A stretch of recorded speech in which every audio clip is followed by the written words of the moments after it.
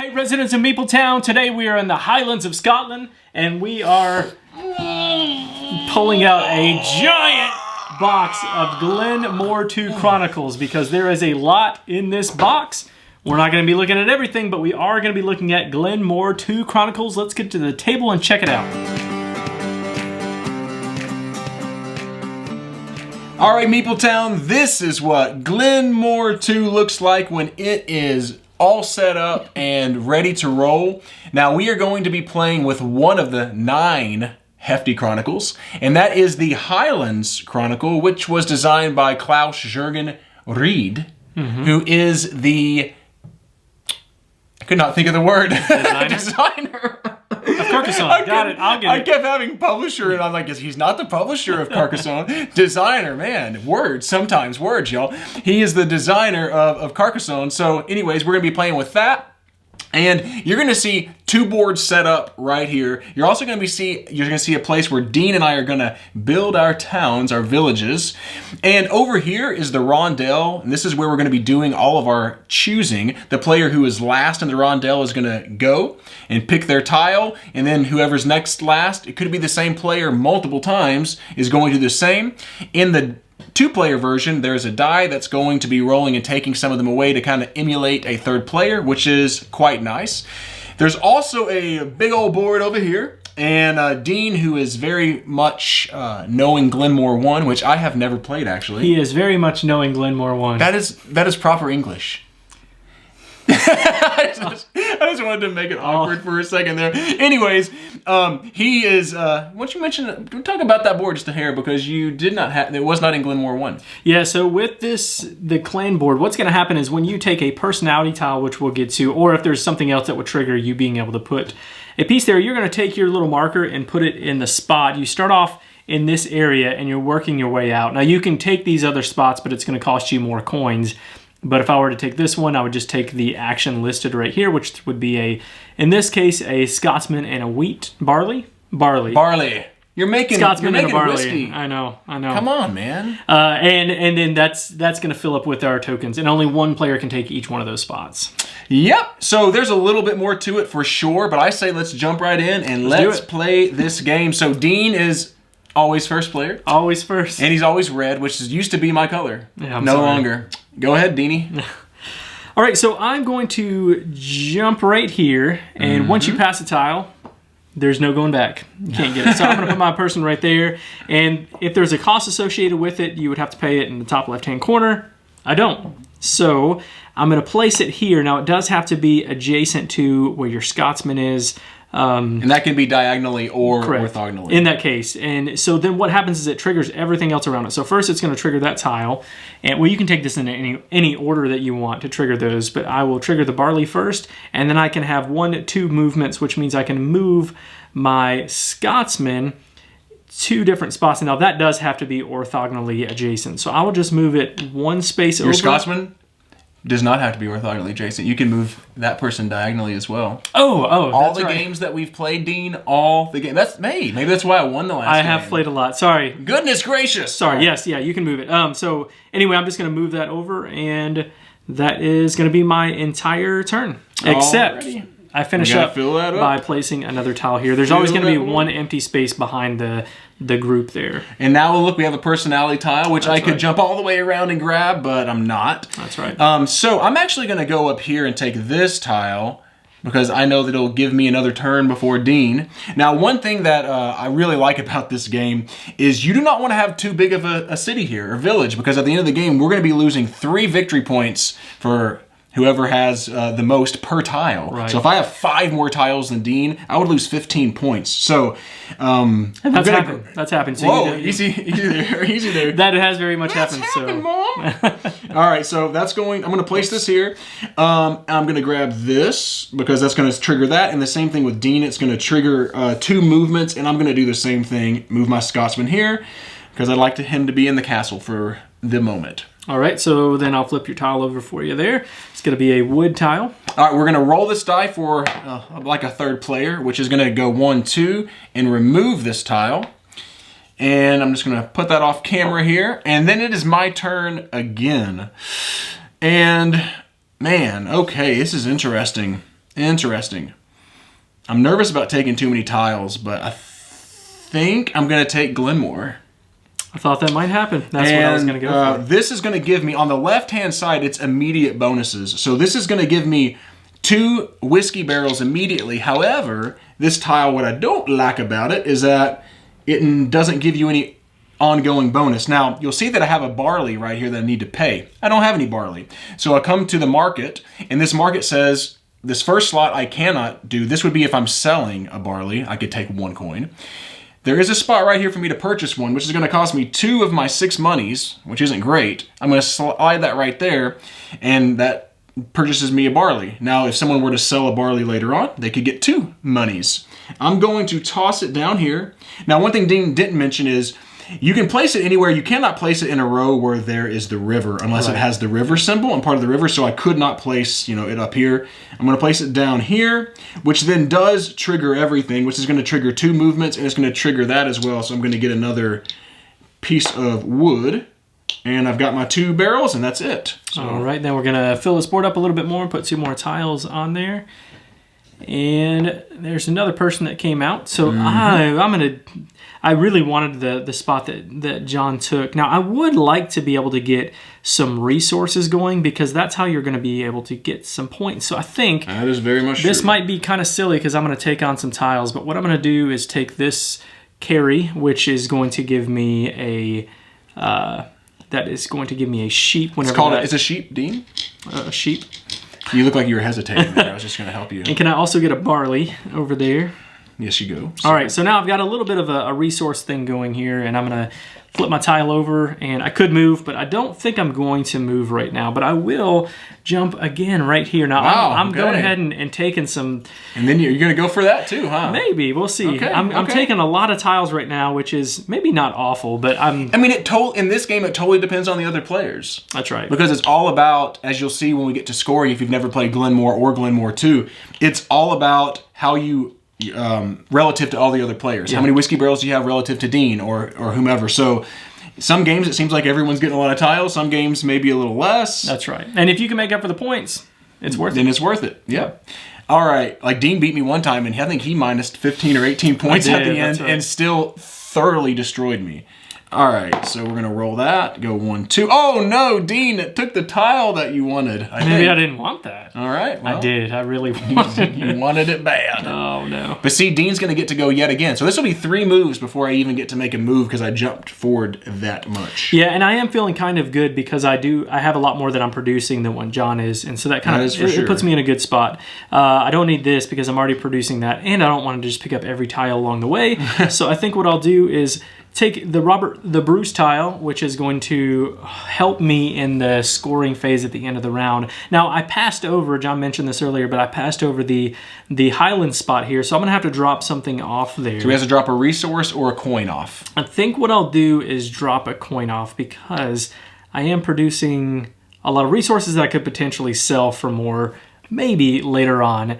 And now, since I took this tile, I'm going to be able to start over here and take one of those actions. And he'll start from here, but he could go to any number of these places as long as he pays the coins to get there. Right. I think what I'm going to do, I would love to be able to get some extra Scotsmen. So I think what I'll do is put that here. Now, I could go up here to pick up those 2. Ooh, this is all a tough decision. For 1 coin? But I think what I'll do is I'll just take my 2 coins. I've got them off camera here. I'll take my 2 coins, and then I will also take a Scotsman and place them onto my board. Now, when you take it on the Scotsman board, you can put it anywhere. That is correct. I did the hesitation for dramatic effect. You are very dramatic, Dean. All right, so that is your turn, huh? Put that down there. Now, the scoring is going to initiate when this A pile has been... So we are really close to already starting the scoring for the first round. I'm going to go down here and take this barley because I want to get some kind of a whiskey building engine here. Yeah, so when I grab that barley... Now, I don't have a lot of choices because I don't have a Scotsman over here. It has to be diagonally or orthogonally adjacent to that. So that's impossible. Impossible. I can go up here. Going down here wouldn't be terrible, but I'm not going to trigger anything there either. But I think I'm going to do that anyway. So I'm going to go here, which then gives me barley. Now I do have to pay for a sheep, which again is going to cost me now 2 more coins. So that It's is good for me because I can sell sheep. But for me, it's bad. Like that joke. All right. Can I applaud my own jokes? All right, so I'm going to move that barley right there, and I can move a Scotsman. I know that scoring is going to trigger here in a second. Let me think about this. I'm going to leave the Scotsman there. Okay, I'm going to leave my Scotsman there, and going to get to go again. Now, one of the cool things about this is the Highlander is that if I choose to go over it, I have to pay a resource. If I choose to land on it for my turn, I get the resources there, which you have to stay on there for a turn, but it's okay with me because the only person behind me now is the die, and it will not mess up my goal for the next move. So you want to roll that bad boy? Yep. As you do, I actually need to place this just going to here. take this one right here, and what happens when it passes over there, John? Yeah, I almost took that from my own. That's I'll not take good. a coin and put it on there. Anytime the computer player, the AI, the die, anytime the die passes over, man, it's going to drop a coin off. look at that.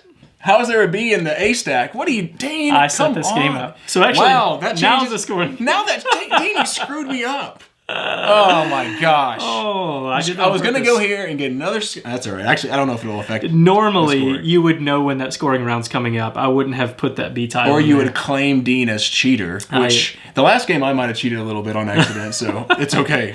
I did make a mistake though. That normally you would have just A, B, C, and D in there, but now we would go ahead and do this scoring round. So this is going to go through the things that we're going to look to score. The first thing we're going to score is how many Scotsmen are on our castle. Dean and I both have one. On your home castle. Home castle. Yeah. Thank you, Dean. Mm-hmm. Yes. And so it's a wash. No one scores any points. So this is all going to be... Now, I don't know if you can see this. I'm going to move these off a little bit, Dean. Actually, I'm just going to scoot these off here. All right. Looking at you, I just want to make sure that... We're only playing one round anyway. Yeah, so I want you to be able to see this Meeple Town. All right, so it's going to be... well, let's just do the next one first. We're going to look at these places tiles, and we have not gotten any of those. So 0 we didn't points, get Castle Stalker, we did. That's a wash for sure. So nothing again. Now there will be some points scored as I have 2 whiskey barrels and he has none. So we'll look here at the little map. No, it's not a map. It's a. Well, I'm losing all kinds words today, Dean, are not coming to me. It's not a map. All right, so I'm going to score 2 points. As long as you have 1, 2, or 3 more, it's 1, 2, or 3 points. So then the person in. That has the least amount of that. Yeah. Right. So if we had 3 players, it really changes a lot when you're adding more players to this game. So I prefer to play this with more than 2 players for sure. Agreed. All right, and then we're going to look at personality tiles. Dean has 1, and I have none. So I will take 1 point. Victory point. How about that? And that's it. And you won 2-1. Yay! If it were only that simple. So yeah, that's it. Now we're gonna do that scoring exactly the same way for 4 rounds for A, B, C, and D. And then at the end of the game, the thing that's going to change is we are going to, as I mentioned earlier, whoever has the highest to lowest amount of tiles. So if the game ended right now, we would actually, no one would lose any points because we both have 5 tiles. But if I had 4 and Dean had 5, he would lose 3 points. All right. You're going to lose 3 points per tile. That can really be a big deal, especially if you're playing more than 2 players and someone has a whole lot more tiles than the least person. And some of the Chronicles, too, will add different in-game or in-round scoring, That's true. too. So you just have to pay attention to the rules based on which Chronicle Haggis, you're playing, it totally changes that and all that. You're also going to gain 1 victory point per coin that you have left as well. So in some of the places, we'll actually change your scoring just a bit as well at the end of the game. But for the most part, there it is. So, hey, you want to talk about art and components? Let's talk about art and components. I will say I love the art and components of this game. There we go. Ditto. Period. Now, the things I love about it, I really, really love the art on the tiles. They are just awesome. Really fantastic. And you almost wish that those were blown up more just because it's really well done. It's beautiful. The tiles are really thick. All of the resources are well done. I called you or something or texted you when I saw I was like, holy tiles. Like, this is probably hard to maybe see on camera, but they're really thick, nice tiles. Yeah, all of the Scotsmen are different, and the stickers on there really make them pop. They do. It's These top whiskey notch. barrels It's top are notch for me, sweet. from my perspective. Yeah, and like you said, the stickers really make everything just really stand out. It's really great. The only disappointment I have with, I don't want, these coins are pretty blah, but they're coins. Now Dean has paid a little extra money to get the metal coins, which are nice. Worth it. Yep. Way worth it. Yeah, I think they're great. Yeah, and I will say, like, this board right here isn't like. Now there's a double side. I'm going to show that since we're over here. Right. Yeah. Both of these are double sided. I'm not going to show the other side, the Loch Ness Monster side. It's pretty similar though. So this is really nice too. I mean, as well. But this is not overly. When you look at the beautiful tiles and some of the art, it has to be iconography though, really. But it's not near as nice as how awesome your village looks whenever you're done. But it's a nice touch to have double touch, because I prefer the green side of the board myself. I do. I actually think this board with this board are my two favorite ones, actually. So maybe we should have started with that, but who cares? Yeah. But yeah, these are quality components. Yep. Very much happy with them. Art is great. The Chronicle boxes are really cool too, because if you've played Harry Potter Hogwarts Battle, it's kind of that same thing where you have those boxes with the components that fit for that specific book in that game. Yeah. The same thing works here. Each Chronicle has their own box, and so keeping those things separated is really easy, I think. And I'm surprised you didn't mention the trays that are in the box. These trays don't come in the box. Not those trays. The trays where you can nicely stack your Chronicles. Everything fits well into the box. So you have a plastic sheet that goes over top of that, so that it keeps all of that stuff locked in there, and then all this stuff goes on, like the books and the boards go on top of that. I love it. All right, one last thing that can be a negative. I've heard some people complain about this, so I'll throw it out there really quick. All right, I'm listening. What do you think about... It's a lot to sticker and a lot to punch, and you have to go through all the Chronicles and put the pieces in all the Chronicles. I've heard some people be pretty negative. Do you agree with the negativity? I mean, what? No. Complaining that it takes too long and that it's hard to figure out which ones go into each Chronicle and stuff like that. No, so there was a tweet out there that I saw too that was an issue with, where does everything go? I think the rule book is super clear on that. Each Chronicle has its own page, or some of them have a couple pages, but it says contents at the top. And so all you have to do is go through the stacks, and they're already kind of separated. Yeah. Just go through the stacks of stuff and just put it in that box. So no complaints from me at all. And I will say, it is a lot of stickering. I think it took me at least an hour. We talked about punching and all the stickers. The thing is, if you don't want to do it, don't sticker. I was going to say, it probably took me closer to 2 hours to get everything out and stickered and in the right Chronicle. Now, I wasn't trying to go super speed, and I'm also a little anal about the way I put my stickers on, which is probably, like, I'm really want them to get really nice. But, it didn't bother me because there's so much in this box. There's 9 Chronicles to go with a game. Who cares? I'm glad it took me that long because they did a really good job. Yeah. Like, I'm glad they got the stickers. I'm glad they have all those Chronicles. Yeah. I didn't. But you don't have to use them if you don't. If you're. No, but who cares? If you're going to complain about it. Why would you? Yeah. Anyway, just wanted to throw that out there, and let's talk about gameplay. That's maybe the most we've ever talked about art and components in the game. I know. All right, yeah. So the gameplay, if you've listened to the podcast, you've heard me talk about. I've played Glen more, and it was a game that I liked. I ended up getting rid of it once we played the Tabletopia version, because I was like, okay, I'm sold.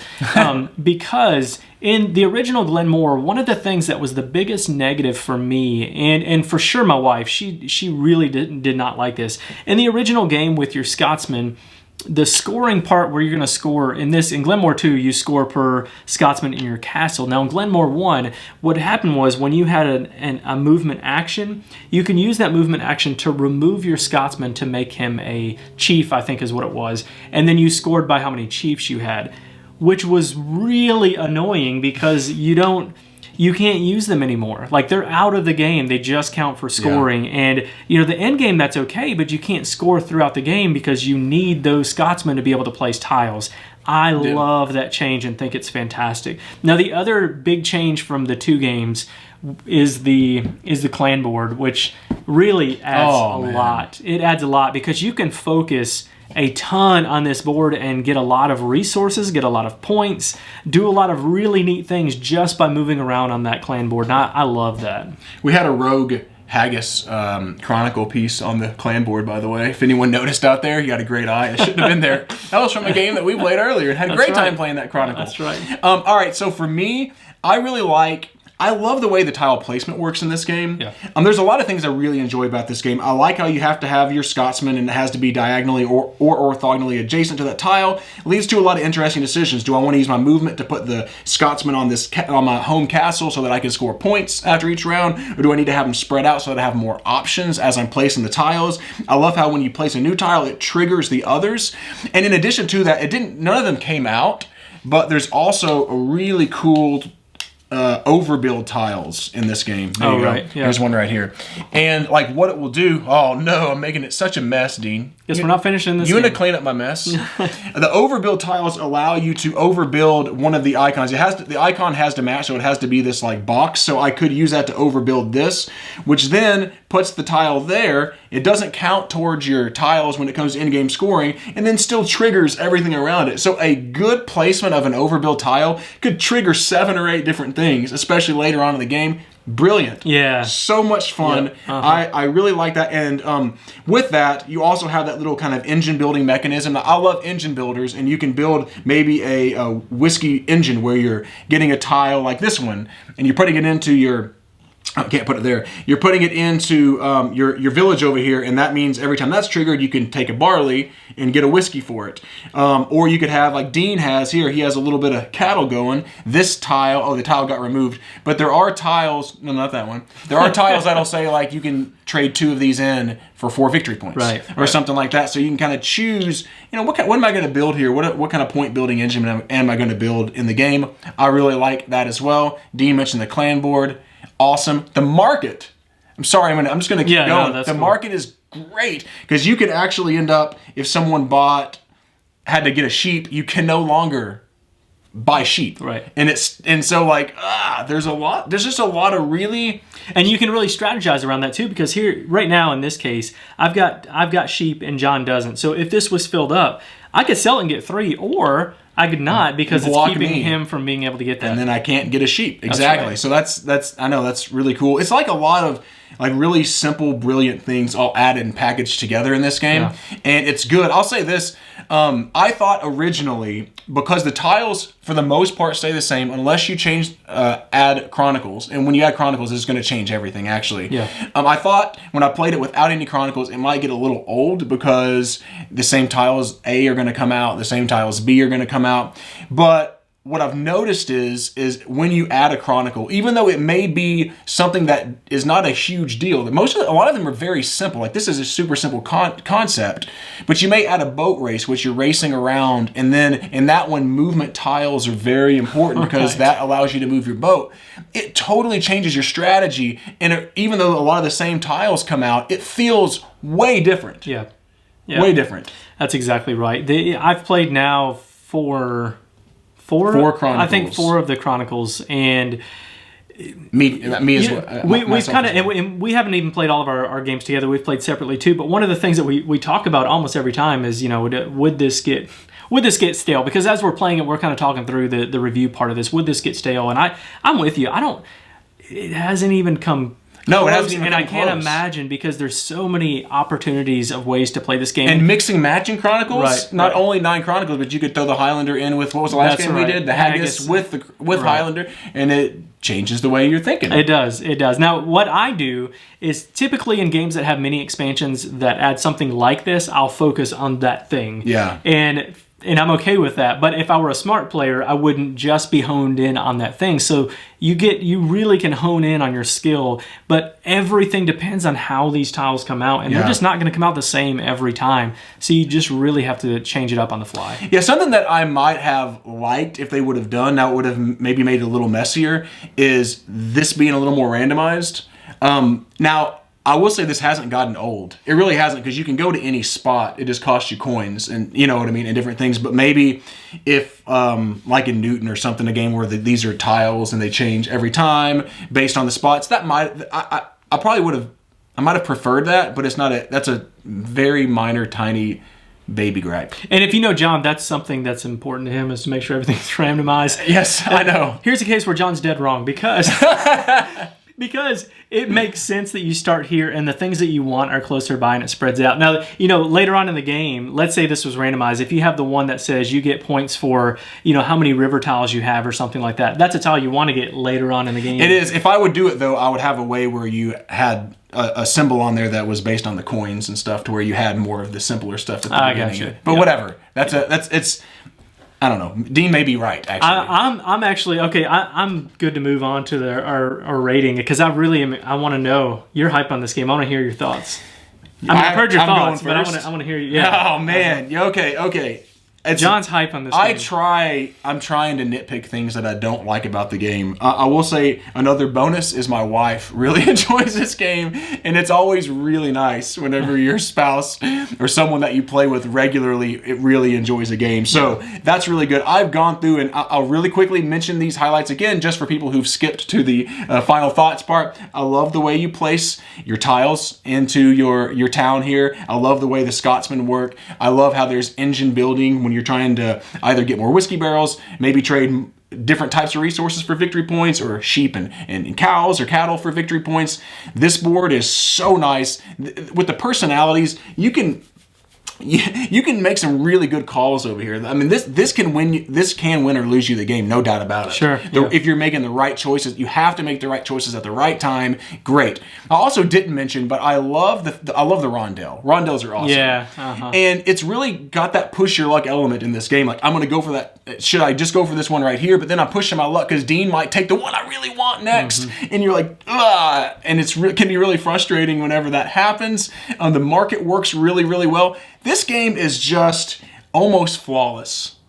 Almost. I mean, I don't know. Maybe it is, Dean. I would never call a game flawless. I don't think, because I'm always thinking you could always make something better. Maybe. So you're not going to give it a 10. What are you? I'm going to give it a 10 out of 10, baby. My first game that I have played in 2019. New. I mean, this is my first one. Have I given a 10 besides Terraforming Mars, which was a game that I've played for years? And all of this year of Meepletown, I have not. So I want to say that for those who have maybe never seen our videos or listened to our podcast, I have not done this yet. The highest, I think I gave a 9.5 to Newton, which I quite enjoyed. Yeah. Besides that, this is it, man. Right now, Meepletown, John McPeters. Right now, there's still some games I want to play. This is my current game of the year for 2019. Yeah. Though there are going to be there's at least Maracaibo, which I'm really interested in playing. We got a few more. We're going to see. There's but right now, this is my game of the year. It's got the level of complexity I love. Not overwhelming, but a lot of really interesting choices. I love this game. Yeah. 10. I am slightly less hyped. Oh, I was going to say, could it be a double 10? It could be. It's close. Not quite. That would definitely be the first time. It's a 9.5 for me too, which is, I think it's got to be the highest scores collectively that we've given a game. It is. That's our highest scores ever. Wow. Part of this, are we overhype on this, man? No, it's a good game. It's really good. A good game. I really like Glen more, and we got to play this with Funtails. We got to play this the online, the Tabletopia version before, so we knew that we were really going to like this game. I didn't know how much I was going to like this game. So with Glen More, Glen More is a game that I liked. I gave it like a 7.5, 8 out of 10, something like that. But there were some things that I really didn't like. But the things that I didn't like, they changed and changed well. Like all the things that they've done have really, really impressed me. It's like Matthias. I mean, obviously he sat back and thought for years probably, what would I change about this game? What would I like? And he just implemented it so well. And I know that there were a lot of other people that kind of gave their feedback, play tested it, and it was like, this is Funtail's first game.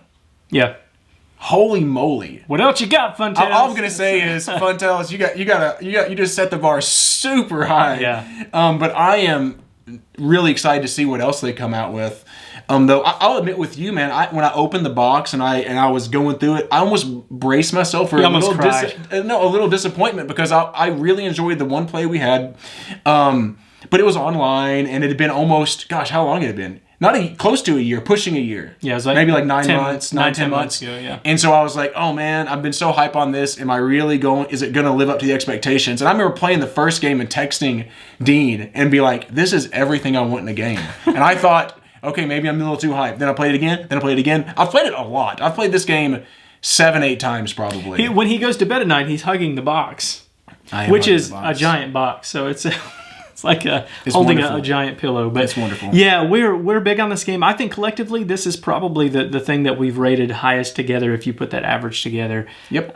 Yeah, we love it. So that's a 9.5 from me, a 10 from John. Glenmore 2 Chronicles. Tell people how they can get in touch with us. All right. If you're enjoying our channel, we'd love for you to subscribe, join Meepletown, hit that subscribe button, hit the notifications button if you want to know when we're coming out with new videos. We have a podcast that I mentioned. Just search Meepletown on iTunes, Spotify, Stitcher, all that good stuff. We're on Twitter, on Instagram, and on Facebook. All that is at Meepletown Games, and we're Board Game Geek Guild 3407. Thanks for coming down to Meepletown. Thanks for joining us, and be sure to follow us on Twitter at Meepletown Games, and connect with us on the Meepletown Guild, Guild number 3407, at BoardGameGeek.com, and also subscribe to our podcast and YouTube channel. And until next time, thanks for coming down to Meepletown.